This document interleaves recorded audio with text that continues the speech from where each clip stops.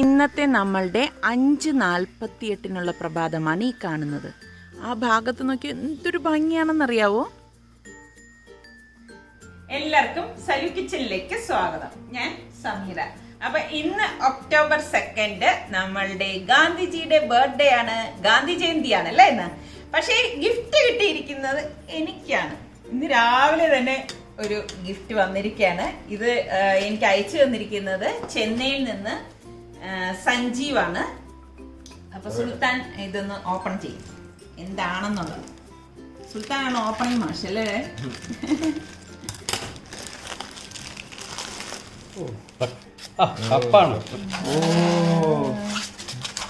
Sound പോരാ. Sound പോരാ. Swing machine ആണ് നമ്മളുടെ ഈ ഒരു കപ്പിൽ വന്നിരിക്കുന്നത്. എന്തായാലും വളരെ സന്തോഷമുണ്ട് സ്നേഹത്തോടെ ഇങ്ങനെ ഒരു കപ്പ് അയച്ചു തന്നതില്. എനിക്ക് നല്ല ഇഷ്ടപ്പെട്ടു കേട്ടോ. അപ്പൊ നമ്മളുടെ ഈ കപ്പിന്റെ കളക്ഷനില് ഒരെണ്ണം കൂടി ഞാൻ ഇപ്പൊ അവിടേക്ക് വെക്കാം.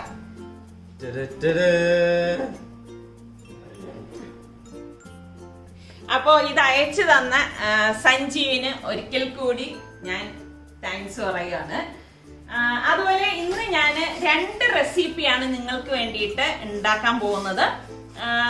മധുരം ഇഷ്ടപ്പെടുന്നവർക്ക് വേണ്ടിയിട്ടും ഉണ്ടാക്കുന്നുണ്ട്, കുറച്ച് എരിവ് ഇഷ്ടപ്പെടുന്നവർക്ക് വേണ്ടി ഉണ്ടാക്കുന്നുണ്ട്. ഇത് രണ്ടും പെട്ടെന്ന് നമുക്ക് ഉണ്ടാക്കി എടുക്കാൻ പറ്റുന്ന റെസിപ്പിയാണ് ഇപ്പൊ ഞാൻ തയ്യാറാക്കാൻ പോകുന്നത്. അപ്പൊ അത് നിങ്ങൾ കണ്ടു നോക്കിയിട്ട് നിങ്ങൾക്ക് ഏത് ടൈപ്പാണ് ഇഷ്ടപ്പെടുന്നത് എന്നുകൂടി കമന്റ് ചെയ്യണേ. മധുരമാണോ നിങ്ങൾക്ക് ഇഷ്ടപ്പെട്ടത്, അത് എരിവുള്ളതാണോ എന്നുള്ളത്. അപ്പം അതൊന്ന് കമന്റ് ചെയ്ത് കഴിഞ്ഞാല് എനിക്ക് കുറച്ചുകൂടി എന്ത് പറയാൻ സന്തോഷമാവും. അപ്പം നിങ്ങൾ എല്ലാവരും അതൊന്ന് ട്രൈ ചെയ്തിട്ട് എനിക്ക് അഭിപ്രായം. നീ കൊണ്ടുവന്നത് ഇതേപോലത്തെ അടിപൊളി ഡിസൈൻ ഉള്ള ഒരു ടീഷർട്ട് നിങ്ങൾക്ക് എങ്ങനെ ഫ്രീ ആയിട്ട് കിട്ടാന്നുള്ളത് എന്റെ ചാനലിൽ സുൽത്താന്റെ ചാനൽ ഇന്നലെ പോസ്റ്റ് ചെയ്തിട്ടുണ്ടായിരുന്നു. അതാണ്. അപ്പൊ കുറെ പേര് ഓൾറെഡി ചെയ്ത് തുടങ്ങിയിട്ടുണ്ട്. ഇത് 70,000 ടീഷർട്ടുകളേ ഉള്ളൂ. അപ്പൊ ഓൾറെഡി കുറെ പേര് അപ്ലൈ ഇട്ടുണ്ട്. അപ്പൊ നിങ്ങൾ ഇതുവരെ അപ്ലൈ ഇട്ടില്ലെങ്കിൽ അതിന്റെ പ്രൊസീജിയർ എന്റെ ചാനലിൽ കാണും. ഇതാണ് ഓണത്തിന്റെ ഇടയിൽ പുട്ടുവെച്ചോടം ഞാൻ പലപ്പോഴും പറയത്തില്ലേ. സുൽത്താൻ ഭയങ്കര ഓവർ സ്മാർട്ട് ആണ് കേട്ടോ. നമ്മളിതൊന്നും അറിയണില്ല. ഇത് ഇൻട്രോ പറഞ്ഞോണ്ടിരിക്കുമ്പോഴേക്കും ഓടിച്ചെന്ന് അവന്റെ പനി എടുത്തോണ്ടെന്ന് അവന്റെ ചാനൽ പ്രൊമോഷൻ ചെയ്യുവാണ്. നല്ല സ്റ്റിക്കേഴ്സും കിട്ടും, ലാപ്ടോപ്പ് സ്റ്റിക്കേഴ്സ്. അപ്പൊ എന്തായാലും നമുക്ക് നമ്മളുടെ റെസിപ്പിയിലേക്ക് പോവാം. അപ്പോൾ ഇത് ഉണ്ടാക്കാൻ വേണ്ടി ഞാനിവിടെ കുറച്ച് കാഷ്നട്ടും കുറച്ച് ബദാമും എടുത്തിട്ടുണ്ട്. ഏകദേശം 2 ടേബിൾ സ്പൂൺ വീതമാണ് ഞാൻ എടുത്തിരിക്കുന്നത്. അപ്പോൾ ഇത് ഒന്ന് മിക്സിയുടെ ജാറിലിട്ടൊന്ന് കറക്കിയെടുക്കാം. ഇതുപോലെയാണ് ഞാനിവിടെ എടുത്തിരിക്കുന്നത്. ഒരു ബൗൾ എടുത്തിട്ട് ഇതിലേക്ക് ഞാൻ 1 കപ്പ് ഡെസിക്കേറ്റഡ് കോക്കനട്ട് ഇട്ട് കൊടുക്കുകയാണ്. സാധാരണ തേങ്ങയായാലും മതി. 250 ml കപ്പിലാണ് ഞാൻ എടുത്തിരിക്കുന്നത്. ഇതുപോലെ തന്നെ ഞാനിവിടെ 1 കപ്പ് റവ എടുത്തിട്ടുണ്ട്. വറുത്തതോ വറുക്കാത്തതോ ഏത് വേണമെങ്കിലും എടുക്കാം. അതും കൂടി ഇട്ട് കൊടുക്കാം. പിന്നെ നമുക്ക് 1/4 കപ്പ് മൈദാ മാവും 1/2 കപ്പ് പൊടിച്ച പഞ്ചസാരയും കൂടി ചേർത്ത് ഇതെല്ലാം കൂട്ടിയിട്ട് മിക്സ് ചെയ്ത് കൊടുക്കാം. മിക്സ് ചെയ്യുന്നതിന് മുൻപ് ഞാനിവിടെ 1 ടീസ്പൂൺ ഏലക്കാപ്പൊടിയും കൂടി ചേർത്തിട്ടാണ് മിക്സ് ചെയ്തെടുക്കുന്നത്.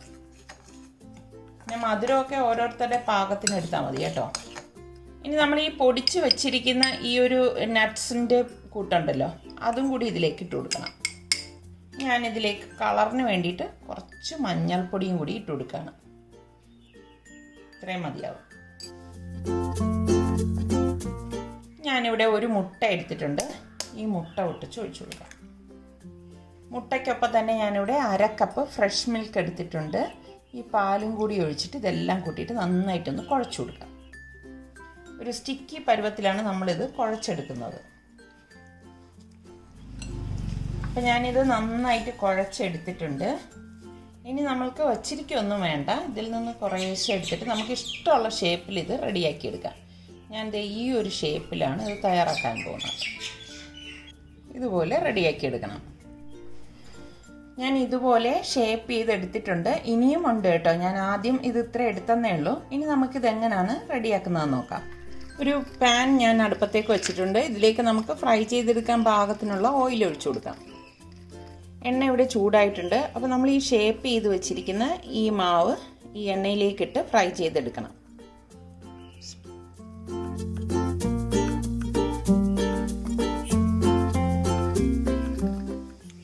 സൈഡ് റെഡി ആകുമ്പോൾ ഇതുപോലെ തിരിച്ചിട്ട് കൊടുക്കണം. ഇതുപോലെ ഗോൾഡൻ കളർ ആകുമ്പോഴേക്കും നമ്മൾ ഇതുപോലെ തിരിച്ചും മറിച്ചും എല്ലാ സൈഡും ഒരേപോലെ ആകുമ്പോഴേക്കും നമുക്ക് എണ്ണയിൽ നിന്ന് മാറ്റണം. ഇത് എണ്ണ കുടിക്കുക ഒന്നും ചെയ്യില്ല കേട്ടോ.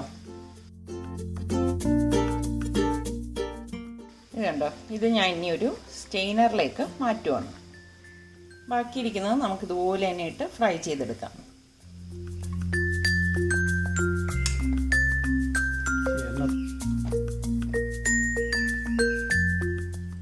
കണ്ടോ, ഇതിൻ്റെ പുറം നല്ല ക്രിസ്പിയാണ്.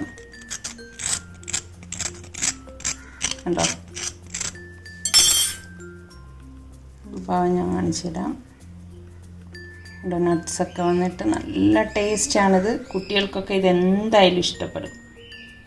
വളരെ പെട്ടെന്ന് തന്നെ നമുക്ക് തയ്യാറാക്കി എടുക്കാൻ പറ്റുന്ന ഒരു റവ സ്നാക്കാണിത്, റവ സ്വീറ്റ് സ്നാക്ക്. അപ്പോൾ ട്രൈ ചെയ്യാത്തവർ ഈ രീതിയിലൊന്ന് ട്രൈ ചെയ്ത് നോക്കിയിട്ട് എനിക്ക് ഫീഡ്ബാക്ക് തരണേ. ഇത് കുട്ടികൾക്കൊക്കെ ഇഷ്ടപ്പെടും. പെട്ടെന്നൊരു ഗസ്റ്റ് വരാണെങ്കിൽ റവ ഉണ്ടെങ്കിൽ ഉടൻ തന്നെ ഉണ്ടാക്കി കൊടുക്കാൻ പറ്റുന്ന ഒരു സ്നാക്കാണ്. അടുത്ത് ഞാൻ ഉണ്ടാക്കാൻ പോണ കുറച്ച് സ്പൈസി ആയിട്ടുള്ള സ്നാക്കാണ്. അപ്പോൾ ഇത് ഉണ്ടാക്കാൻ വേണ്ടി ഞാനിവിടെ 3 പൊട്ടറ്റോ നന്നായിട്ട് കഴുകിയിട്ട് കുറച്ചധികം വെള്ളം ഒഴിച്ചെടുത്ത് വെച്ചിട്ടുണ്ട്. ഇതിലേക്ക് പാകത്തിനുള്ള ഉപ്പും ഇട്ട് ഈ പ്രഷർ കുക്കർ മൂടിയിട്ട് ഇത് നന്നായിട്ടൊന്ന് വേവിച്ചെടുക്കാം. അപ്പോൾ അതിന് വേണ്ടി ഒരു ബൗളിലേക്ക് ഇതുപോലെ ഒരു ഗ്രേറ്റർ എടുത്തിട്ടുണ്ട്. പൊട്ടറ്റോ ഞാനിവിടെ പുഴുങ്ങി എടുത്തിട്ടുണ്ട്. ഈ പൊട്ടറ്റോ ഒന്ന് ഗ്രേറ്റ് ചെയ്തിട്ട് കൊടുക്കാം. നന്നായിട്ട് പുഴുങ്ങിയ പൊട്ടറ്റോ ആയിരിക്കണേ. നമുക്ക് എത്രയാണോ വേണ്ടത് അതിനനുസരിച്ച് എടുത്താൽ മതി. ഞാനിവിടെ ഒരെണ്ണ എടുത്തിട്ടുള്ളൂ. ഇനി ഞാനിവിടെ ഒരു ക്യാരറ്റ് എടുത്തിട്ടുണ്ട്. ക്യാരറ്റ് ഫുൾ എടുക്കത്തില്ല, ഇതിൻ്റെ പകുതി മാത്രമേ എടുക്കത്തുള്ളൂ. ക്യാരറ്റ് പുഴുങ്ങിയതൊന്നുമല്ല കേട്ടോ. ക്യാരറ്റ് ഇതിലേക്ക് ഗ്രേറ്റ് ചെയ്തിട്ട് കൊടുക്കാം. ഇത്രയും മതിയാവും. പിന്നെ ഞാൻ 2 മുട്ട പുഴുങ്ങി എടുത്തിട്ടുണ്ട്. ഈ മുട്ടയും ഇതുപോലെ തന്നെ ഗ്രേറ്റ് ചെയ്തിട്ട് കൊടുക്കാം. പിന്നെ ഞാനിവിടെ ഒരു സവാളയും ഒരു പച്ചമുളകും എടുത്തിട്ടുണ്ട്. ഇതൊന്ന് ചോപ്പ് ചെയ്തിട്ട് ഇതിലേക്ക് ഇട്ട് കൊടുക്കാം. ചെറുതായിട്ട് അരിഞ്ഞെടുത്താലും മതി.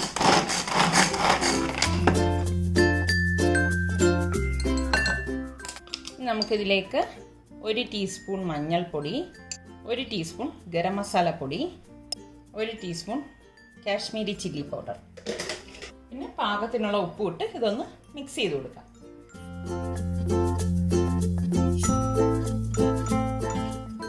ഇതുപോലെ നമ്മൾ മിക്സ് ചെയ്തെടുക്കണം. ഒരു മിക്സിങ്ങും കൂടെ തയ്യാറാക്കാറുണ്ട്. ഒരു ബൗൾ എടുത്തിട്ട് ഞാനിവിടെ 1 കപ്പ് റവ എടുക്കുകയാണ്. വറുത്തതോ വറുക്കാത്തതോ ഏത് വേണമെങ്കിലും എടുക്കാം.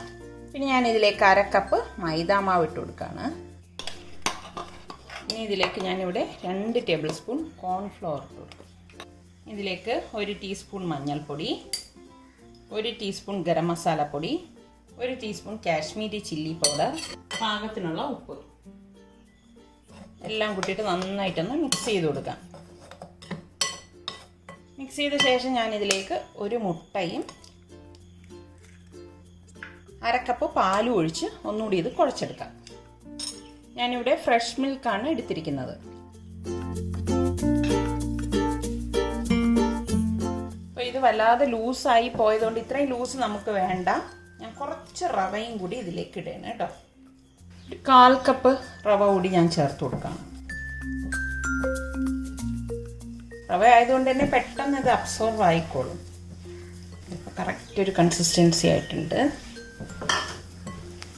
ഇതാണ് ഈ മാവിൻ്റെ ഒരു കൺസിസ്റ്റൻസി എന്ന് പറയുന്നത്. ഇതാ ഇങ്ങനെ നമുക്ക് കയ്യിൽ വെച്ചിട്ട് ഒന്ന് പരത്തിയെടുക്കാൻ പറ്റണം. നമുക്കിനി ഇത് റെഡിയാക്കണം എങ്ങനെയാണെന്ന് നോക്കാം. നമ്മളുടെ ഫില്ലിങ്ങിന് വേണ്ടത് ഇവിടെ റെഡി ആയിട്ടുണ്ട്. കൈ നന്നായിട്ടൊന്ന് കഴുകിയ ശേഷം ഇതിൽ നിന്ന് കുറച്ച് മാവ് ഇതുപോലെ എടുക്കണം. എടുത്തിട്ട് ഒന്ന് പരത്തി കൊടുക്കാം. കയ്യിൽ വെച്ച് തന്നെ ഇതുപോലെ പരത്തിയെടുത്താൽ മതി കേട്ടോ. നമുക്ക് ഈ ഫില്ലിങ് കുറച്ചെടുത്ത് ഇതിൻ്റെ സെൻറ്ററിലേക്ക് വെച്ച് കൊടുക്കാം. നമുക്കിഷ്ടമുള്ള ഫില്ലിങ് തയ്യാറാക്കിയെടുക്കാം കേട്ടോ. ഇതുപോലെ വെച്ച് കൊടുക്കണം. വെച്ച് കൊടുത്തിട്ട് നമുക്കിത് കവർ ചെയ്തെടുക്കണം.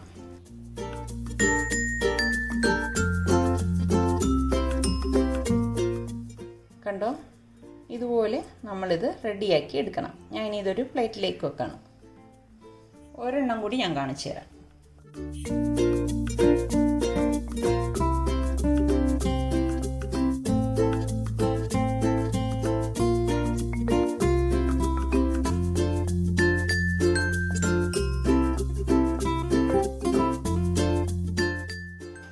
ഇതുപോലെ എല്ലാം ഫില്ല് ചെയ്ത് ഉരുട്ടി എടുത്ത് വെച്ചിട്ടുണ്ട്. ഇനി നമുക്കിത് എങ്ങനെയാണ് റെഡിയാക്കുന്നതെന്ന് നോക്കാം.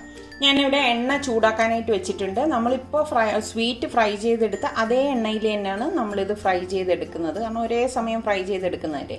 അപ്പോൾ ഇത് നമുക്ക് എണ്ണയിലേക്ക് ഇട്ടിട്ട് ഫ്രൈ ചെയ്തെടുക്കാം. ഒരു സൈഡ് റെഡിയാകുമ്പോൾ നേരത്തെ നമ്മൾ ഫ്രൈ ചെയ്തെടുത്ത പോലെ തന്നെ തിരിച്ച് മറിച്ച് വിട്ടിട്ട് ഫ്രൈ ചെയ്തെടുക്കണം.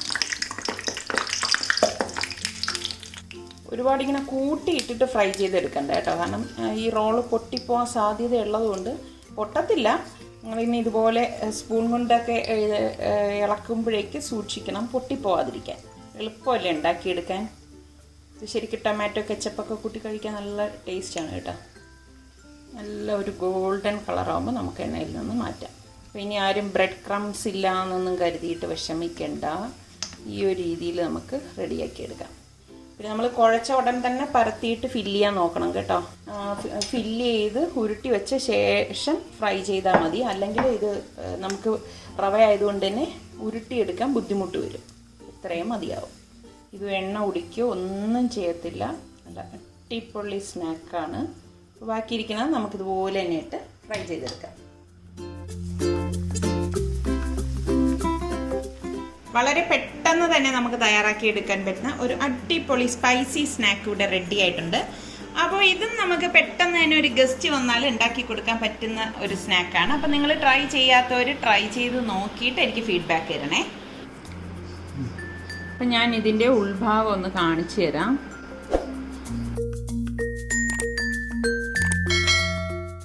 ഇത് ശരിക്ക് ടൊമാറ്റോ കെച്ചപ്പിൻ്റെ കൂടെയും അതുപോലെ തന്നെ നല്ല ചട്നിയുടെ കൂടെ, ഗ്രീൻ ചട്നിയുടെ കൂടെ ഒക്കെ കഴിക്കാൻ പറ്റിയതാണ്.